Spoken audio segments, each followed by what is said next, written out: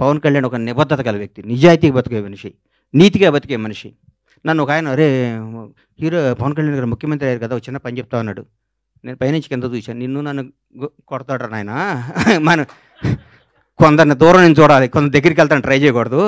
మనకు అనవసరం అయన్నీ. ఆయన ఎప్పుడు పిలిస్తే వెళ్దాం వదిలేయ్ అని చెప్పాను.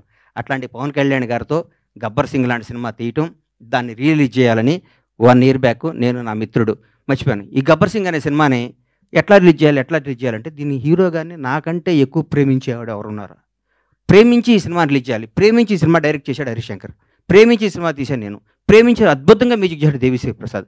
ప్రతి ఒక్కళ్ళు రమేష్ రెడ్డి గారు గానీ, సతీష్ గానీ, ఆ కోడేట్లు గానీ, మా బాబీ గానీ, రామారావు గారు గానీ, ప్రతి ఒక్కళ్ళు ఈ సినిమాకి మా మా మా విజయ్ గానీ డైరెక్టర్ అయ్యాడు విజయ్ గానీ ఒక్కళ్ళు కాదు. మా హనుమంతరావు గారు గానీ, మా సుబ్రహ్మణ్యం గానీ, మా అయ్యప్ప గానీ, మా ప్రొడక్షన్ గానీ, మా టీం, మా శ్రీనివాస్ గారు గానీ, ప్రతి ఒక్కళ్ళు ఈ సినిమా ఇది కొట్టాలి సార్, ఇది కొట్టాలి, ఇది పండగ.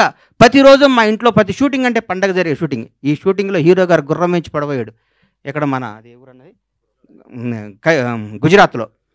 షాక్ అయిపోయాను నేను. కింద పడితే ప్రాణం పోయేది ఆ రోజు పవన్ కళ్యాణ్ గారికి. ప్రాణం పోయేది. మాకు తెలీదు ఆ గుర్రం మా మాట వింటదని. డైరెక్టర్ ఉన్నాడు, నేనున్నాను. గుండె ఆగిపోయింది.